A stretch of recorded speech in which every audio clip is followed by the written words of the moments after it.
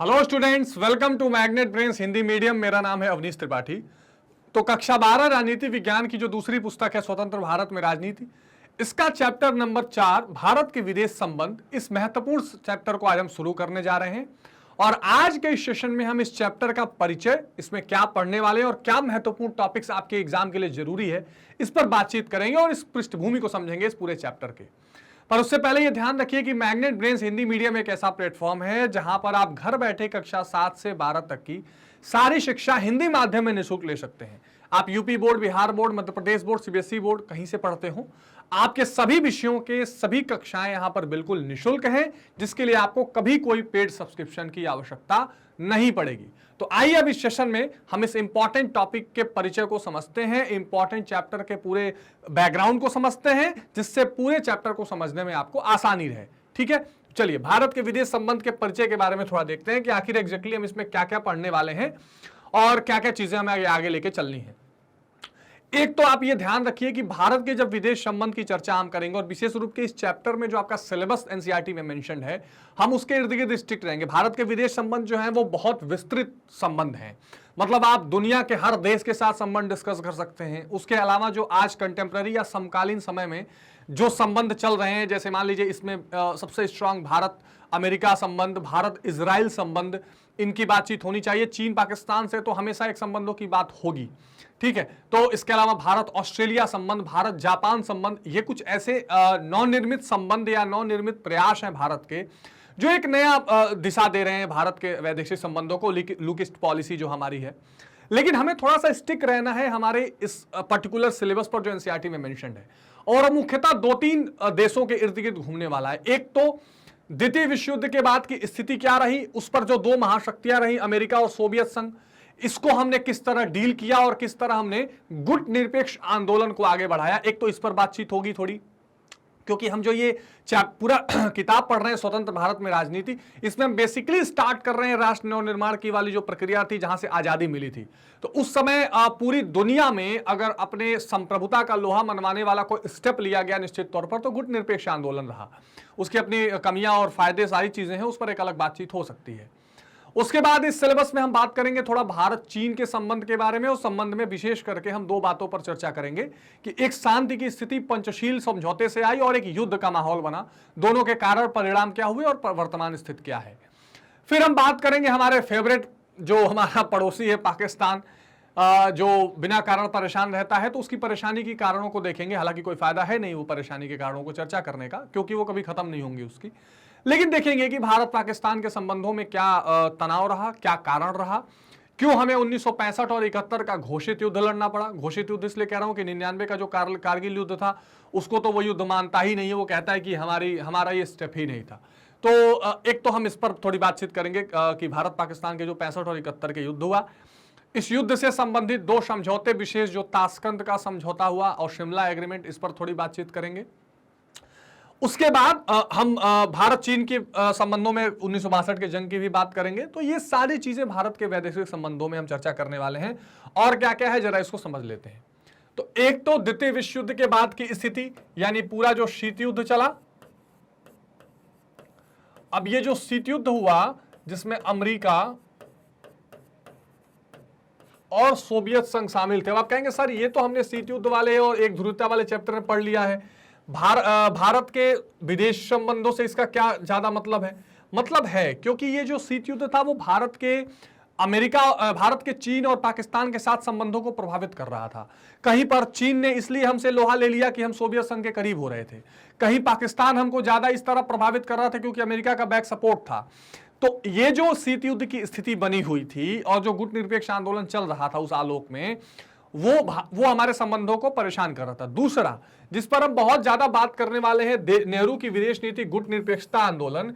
ये जो गुट निरपेक्षता आंदोलन था, ये तभी हुआ क्योंकि शीत युद्ध चल रहा था। अगर मान लीजिए शीत युद्ध नहीं चलता, 2 महाशक्तियों के बीच में दुनिया में 2 ध्रुव नहीं होते, 2 गुट नहीं होते, तो फिर गुटों से निरपेक्ष हम कैसे होते? गुट निरपेक्षता क्या है, इस पर बात करेंगे। पहले भी अलग चैप्टर में कर चुके हैं कि भाई 2 महाशक्तियां थी, दोनों में से किसी महाशक्ति के गुट में भारत शामिल नहीं हुआ, इसी को गुट निरपेक्षता कहा जाता है। आ रही बात समझ में? अमेरिका और सोवियत संघ में एक तनावपूर्ण स्थिति बनी हुई थी जिसका नाम शीत युद्ध था। हथियारों की दौड़ थी, सैन्य गुट बन रहे थे। भारत ने कहा कि नहीं नहीं, हम विकासशील देश हैं या विकसित देशों की तरह ही हैं और नए नए आजाद हुए हैं, हम अपने आप को किसी भी गुट में शामिल नहीं करेंगे। इसी विचारधारा को गुट निरपेक्षता कहा गया। क्यों कहा, कैसे किया, ये सब आगे चर्चा करेंगे। तो शीत युद्ध की स्थिति को उस समय आलोक में लेके चलना जरूरी है, बैकग्राउंड में लेके चलना जरूरी है। उसके बाद we will talk about the foreign policy regarding China और खास करके नेहरू की चीन नीति। तो नेहरू की चीन नीति इसलिए कि नेहरू जब प्रधानमंत्री बने तो साथ साथ में विदेश मंत्री भी थे, तो विदेश मंत्रालय और विदेश नीति का निर्माण करना उनके हाथ में ही था। चीन को लेकर शुरुआती दौर में बड़ा सामंजस्य था। हमने चीन के साथ शांतिपूर्ण माहौल बनाया, हमने चीन की जो संयुक्त राष्ट्र संघ में स्थायी सदस्यता है उसका समर्थन भी किया। हमने चीन के साथ चान उनलाई जो हैं उनके साथ हमने पंचशील समझौता का एग्रीमेंट भी साइन किया, जिसकी चर्चा मैं आगे करूंगा, जिसमें स्पष्ट रूप से ये कहा गया 2-3 बातें कि हम शांतिपूर्ण सह अस्तित्व रखेंगे, यानी पीसफुल को एग्जिस्टेंस करेंगे, हम आंतरिक मामलों में हस्तक्षेप नहीं करेंगे और एक दूसरे की संप्रभुता का भी सम्मान करेंगे। Means we will regard the sovereignty of the each and every country. तो ये सारी बातें पंचशील में हुई। उसके बावजूद ऐसा क्या हुआ कि संघर्ष भी चलता रहा और उसका नतीजा ये हुआ कि 1962 में भारत और चीन का युद्ध हुआ। तो उन युद्धों का क्या कारण था और उस संघर्षों का क्या कारण था, उस पर थोड़ी बातचीत करेंगे। अगर शुरुआती बातचीत करें तो उसमें 2-3 प्रमुख बातें हम देखेंगे कि कैसे जो तिब्बत का मामला था उसको चीन ने बड़ी पुरजोर से उठाया कि तिब्बत वो कहता था कि हमारा इंटरनल मैटर है। भारत कहता था कि नहीं, तिब्बत की स्वतंत्रता रहनी चाहिए। भारत हालांकि बहुत ज्यादा स्वतंत्रता के लिए आवाज बुलंद नहीं कर रहा था, लेकिन हाँ, तिब्बत का स्वतंत्र रहना भारत के हित में भी है, क्योंकि भारत चीन के बीच में वो पड़ता था तो भारत की सीमाएं सुरक्षित रहती अगर तिब्बत एक स्वतंत्र होता। जैसे भूटान है, आज अगर भूटान स्वतंत्र नहीं होता और चीन का कब्जा होता तो भारत की बड़ी परेशानी हो जाती। तो उसमें चीन ने कहा कि आपने तिब्बत वाले मामले में हम हस्तक्षेप किया है। दूसरा, भारत ने दलाई लामा जो तिब्बत में थे, जब चीन ने आक्रमण किया तो दलाई लामा भागकर भारत आए और भारत ने उनको संरक्षण दे दिया, भारत ने उनको एक तरह से शरण दे दिया। दलाई लामा वहां के बौद्ध गुरु हैं, जैसे हमारे यहाँ शंकराचार्य होते हैं, बौद्ध धर्म में लामा होते हैं। तो चाइना ने फिर यहाँ पर आपत्ति जताई कि आपने दलाई लामा को क्यों संरक्षण दिया है। तो इस पर भी हमारे जो संबंध थे वो तनावपूर्ण हुए। तो ये चीन वाली कहानी है, इसको देखेंगे। चीन ने 2 मोर्चों से, जो नेफा वाला फ्रंट था और जो अक्साई चीन का फ्रंट था, वहां से भारत पर आक्रमण किया, उसकी भी बात करेंगे। फिर पाकिस्तान के साथ अगर आए तो इसके साथ युद्ध और शांति की क्या समस्याएं थी। तो पाकिस्तान के साथ तो कई बैकग्राउंड जुड़े हुए हैं। हमसे अलग होकर बंटवारा हुआ तो धर्म के आधार पर बंटवारा हुआ था। सबसे ज्वलंत जो मुद्दा है कश्मीर का मुद्दा है, जो हमारे लिए कोई मुद्दा नहीं है, क्योंकि हमारा तो वो इंटीग्रल पार्ट है, हम तो मानते हैं कि हमारा हिस्सा है। वो मुद्दा बनाता है जबरदस्ती। हाँ, हमारा मुद्दा इतना है कि पीओके भी हमारा है, वो हमें मिल जाना चाहिए।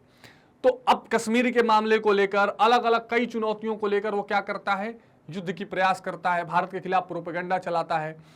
इसके अलावा जो प्रॉक्सी वॉर जिसको कहते हैं, जबरदस्ती आतंकवादियों को भेजना, वो काम करता है, जो उसने 1965 के जंग में करना शुरू भी किया। ऑपरेशन जिब्राल्टर उसने चलाया, जिसमें उसने सोचा कि भारत को हम परेशान करेंगे।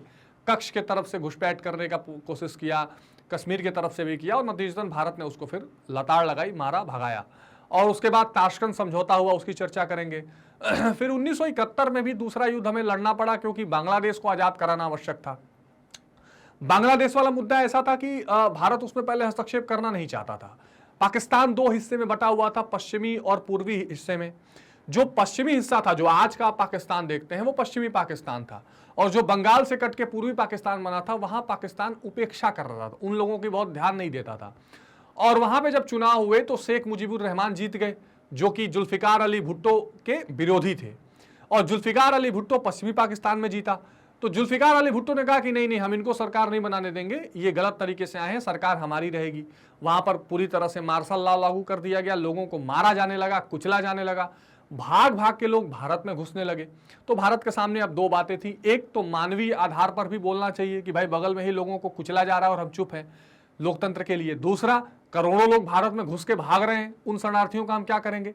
तो फिर भारत में युद्ध में उतरा और भारत ने फिर उनको मार लगाई और 1971 के जंग को भारत जीता। फिर हमने शिमला समझौता भी किया। उसके अलावा पाकिस्तान के साथ लगातार तनावपूर्ण स्थिति बनी रही। 1999 में कारगिल में पाकिस्तान ने आतंकवादियों का भेष धारण करके सैनिक को भेज दिया, वहां भी लड़ाई हुई, हम जीते। और लगातार अभी भी पाकिस्तान भारत के खिलाफ प्रोपेगेंडा करता रहता है। थोड़ी इस पर बातचीत करेंगे। उसके बाद एक बहुत महत्वपूर्ण बात करेंगे हम, न्यूक्लियर पॉलिसी ऑफ इंडिया या न्यूक्लियर प्रोग्राम जिसको कहते हैं। ठीक है, तो न्यूक्लियर प्रोग्राम ऑफ इंडिया में हम ये देखेंगे कि भारत की जो परमाणु कार्यक्रम है इसका क्या उद्देश्य है या क्या है। अब देखिए, ये भारत के वैदेशिक संबंधों को स्थापित करने के लिए बड़ा इंपॉर्टेंट है कि भारत के परमाणु कार्यक्रम के बारे में आप जानें। इसलिए जानें कि भारत के परमाणु कार्यक्रम ने सदैव भारत को दुनिया भर में एक चुनौती के रूप में प्रस्तुत किया और भारत को भी चुनौती झेलना पड़ा। जब हमने 1974 में शांतिपूर्ण कारकों के लिए पहला मिशन लाफिंग बुड्ढा पहला जब हमने किया था, पोखरण 1 किया था, तब भी दुनिया भर से हमें आलोचना झेलनी पड़ी थी। उसके बाद एक दौर आया जब एनपीटी का दौर आया, नॉन प्रोलिफरेशन ट्रीटी, यानी कि परमाणु अप्रसार संधियां आई कि भाई अब कोई भी देश जिसके पास परमाणु हथियार नहीं है उसको टेक्नोलॉजी नहीं शेयर करेगा। फिर 1996-97 के आसपास CTBT, comprehensive nuclear test ban treaty आया कि अब कोई भी देश इस तरह का प्रक्षेपण, इस तरह के न्यूक्लियर टेस्ट नहीं करेगा जिसके पास नहीं है।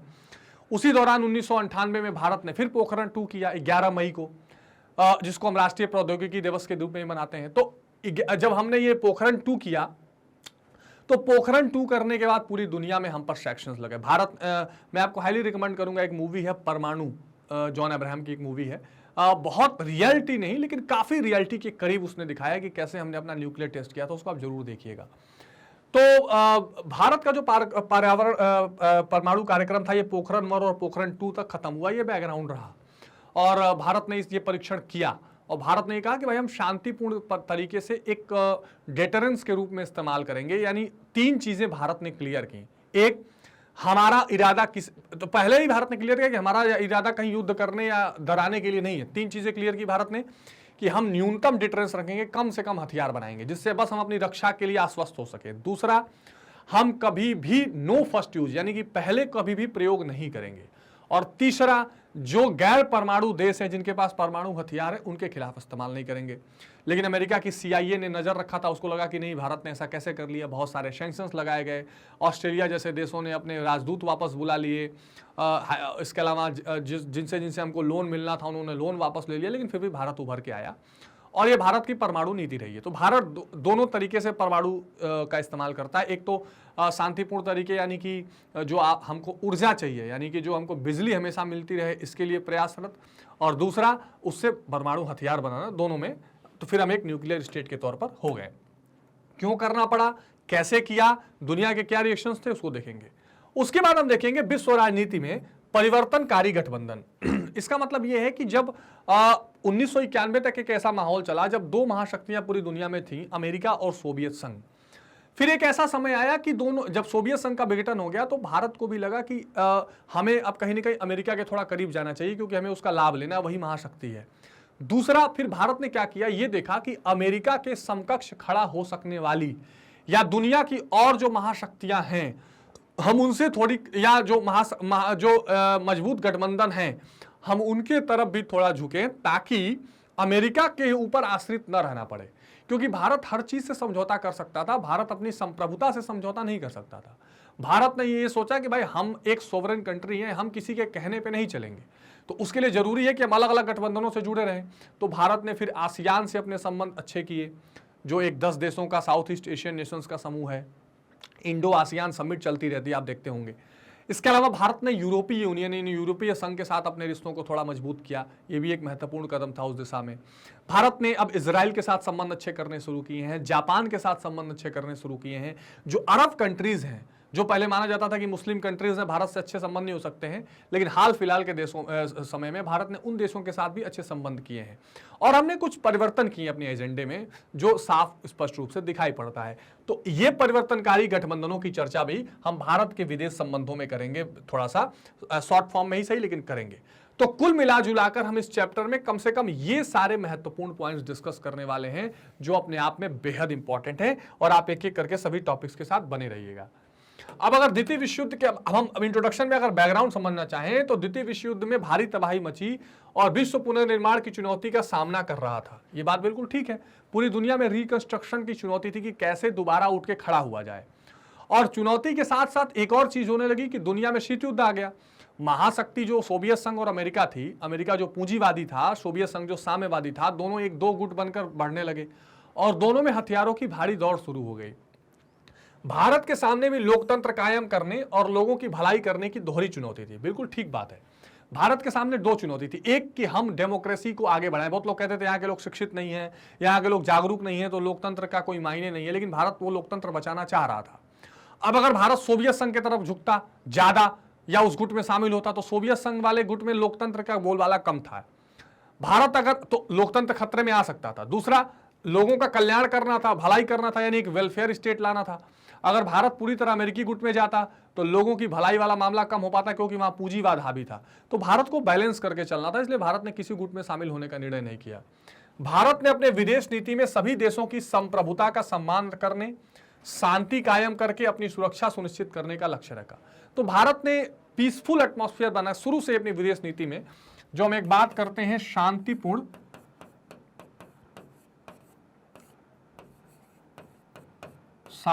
सह अस्तित्व,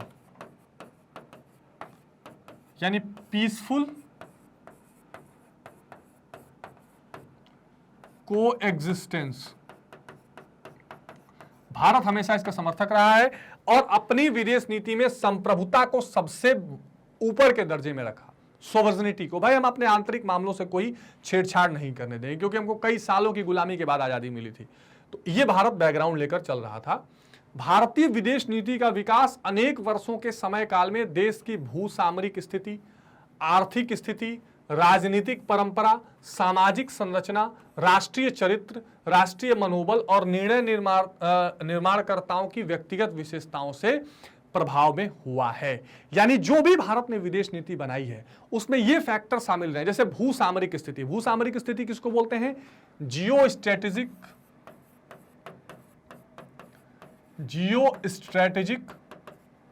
कंडीशंस या सिचुएशन। मतलब मान लीजिए कोई जमीन है, उस जमीन के सामने हमारी स्ट्रेटेजिक क्या स्थिति रह सकती है। मान लीजिए कोई बॉर्डर है तो वहां क्या स्थिति रह सकती है, उस हिसाब से हम अपनी राजनीति पॉलिसी बनाएंगे, विदेश पॉलिसी बनाएंगे। हमारी आर्थिक स्थिति कैसी है, हम उस आर्थिक स्थिति यानी इकोनॉमिक कंडीशन के हिसाब से हम अपनी पॉलिसी बनाएंगे।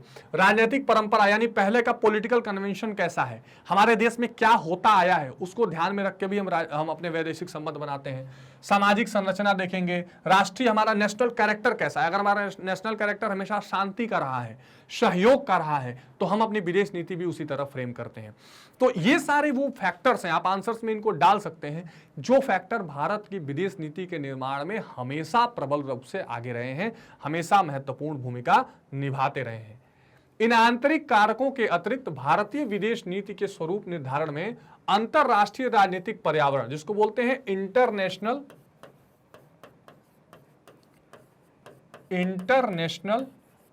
पॉलिटिकल एटमॉस्फेयर, ठीक, यानी जो पूरी दुनिया में एक माहौल बना होता है, हम उस माहौल के हिसाब से रिएक्ट करते हैं और हमेशा कभी उसमें हम बोलेंगे, कभी तटस्थ रहेंगे। जैसे एग्जांपल देखिए, अभी रूस यूक्रेन का युद्ध चल रहा है। अब रूस यूक्रेन के युद्ध में एक दुनिया ऐसी है जो नाटो वाली कंडीशन है, जो यूक्रेन के पीछे बोल रही है। एक है जो रसिया के साथ इक्का दुक्का लोग बोलते हैं तो नहीं बोलते हैं। भारत का संबंध रसिया से भी अच्छा है। दूसरी तरफ भारत लोकतंत्र का, शांति का भी एक तरह से कह सकते हैं कि अग्रदूत है। तो भारत बड़ा बैलेंस हिसाब से बोल रहा है। कुछ दिन पहले अगर भारत के विदेश मंत्री एस जयशंकर का आपने यूनाइटेड नेशन में भाषण सुना हो तो उन्होंने बोला कि बार बार हमसे पूछा जाता है कि इंडिया का साइड क्या है, यूक्रेन की तरफ कि रूस की तरफ। तो हमने कहा कि our side is very clear, we are in the side of peace, we are in the side of mutual cooperation. तो हम शांति की तरफ हैं, शांति हमें बढ़ाना चाहिए। तो भारत ऐसा स्ट्रेटेजिक कदम उठाता है। बड़ी शक्तियों की विदेश नीति, विशेष रूप से पड़ोसी राष्ट्रों की, इसने भी भारतीय विदेशी नीति को प्रभावित किया है। बिल्कुल भाई, पड़ोसी राष्ट्रों की जो नीति होगी उसी हिसाब से तो हम नीति बनाएंगे। जैसे मान लीजिए अगर चीन हमसे बहुत ज्यादा परेशान करेगा तो जाहिर सी बात है हम उसको बैलेंस करने के लिए अमेरिका के करीब थोड़ा जाएंगे ना। ठीक है, हम अपनी परमाणु शक्ति क्यों हमने इस्तेमाल करनी शुरू की। देखिए, जब भारत में आजादी आई तो नेहरू ने बड़ा स्पष्ट किया कि बिना किसी शर्त के हम ये बात कहते हैं कि शांतिपूर्ण तरीकों से परमाणु इस्तेमाल करने के अलावा हम कभी भी किसी भी कारण से शक्ति के लिए या गलत कामों के लिए परमाणु का इस्तेमाल या न्यूक्लियर एनर्जीज का इस्तेमाल नहीं करेंगे। बहुत क्लियर था। फिर जब पाकिस्तान और चीन की हरकतें देखी गई तो लाल बहादुर शास्त्री ने भी कहा कि हम विचार कर सकते हैं। इंदिरा गांधी ने कहा हमारी परमाणु नीति स्टैटिक नहीं है, जरूरत पड़ी तो हम बदलेंगे, और बदल दिया। 74 में किया भी परीक्षण। 98 में पूरी दुनिया परेशान थी, हमने किया। तो हमारी जो विदेश नीति है, हमारी जो भी ये नीतियां हैं, ये पड़ोसी राष्ट्रों की नीति और अंतर्राष्ट्रीय जगत में हो रहे उथल पुथल के अनुसार भी तय की जाती हैं। भारतीय विदेश नीति कभी जड़ नहीं रही, मतलब हम कभी भी स्टिक नहीं रहे कि हम ऐसा ही चलेंगे। हमको जो पहले हमने कहा कि भाई हम गुट निरपेक्षता का आंदोलन अपनाएंगे, हम दोनों में से किसी गुट में नहीं जाएंगे। जरूरत पड़ी तो हम थोड़ा सोवियत संघ के करीब भी गए, सोवियत संघ का विघटन हुआ तो थोड़ा अमेरिका और यूरोप के भी करीब आए, पश्चिमी देशों के भी करीब आए। जरूरत पड़ी तो हमने नई आर्थिक सुधार किया, विदेशी व्यापार जो पहले हम बिल्कुल नहीं चाहते थे उसको खोला। जरूरत पड़ी तो फिर हमने चाइना के साथ भी संबंध किए, नहीं किए तो उससे अलग रहे। हम एक तरफ से चाइना के खिलाफ भी मोर्चाबंदी करते हैं, मतलब कि हम उन राष्ट्रों के साथ रहते हैं जो चाइना के खिलाफ खड़े हो सकें, और चाइना के साथ हम संघाई कोऑपरेशन ऑर्गेनाइजेशन, ब्रिक्स जैसे संस्थाओं में पार्टनर भी हैं। तो हमारी विदेश नीति कभी जड़ नहीं रही है। It depends on that how we can get the maximum output and benefit and how we can ensure our national security. हम ऐसा काम करते हैं। बदलते हुए आंतरिक और अंतरराष्ट्रीय परिदृश्य के परिप्रेक्ष्य में समय समय पर परिवर्तन होते रहते हैं। बिल्कुल ठीक बात है। तो ये आपके इस महत्वपूर्ण चैप्टर का परिचय था, ये एक बैकग्राउंड था कि भाई हम ये चीजें पढ़ने वाले हैं और बदलते हालातों में हम अपनी विदेश नीति को बदलते रहते हैं, उसमें डायनेमिज्म जो है वो लाते रहते हैं, नवीनशीलता लाते रहते हैं।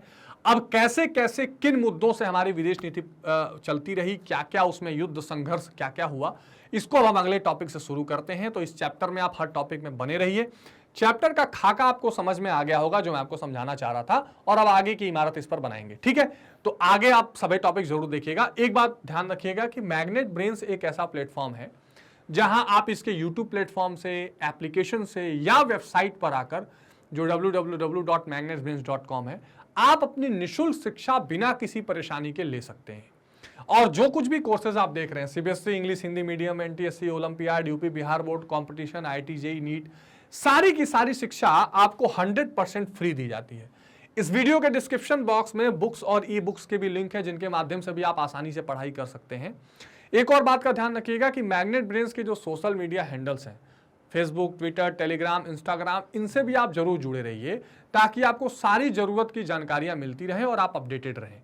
ज़्यादा से ज़्यादा लाइक, शेयर और सब्सक्राइब करिए ताकि हम बहुत सारी वीडियोस आप तक लेकर आते रहें और आपकी पढ़ाई को और आसान बनाते रहें। तो मिलते हैं स्टूडेंट्स अगली वीडियो में अब इस चैप्टर के नए कंसेप्ट के साथ। तब तक अपना ध्यान रखिए। Take care, bye bye.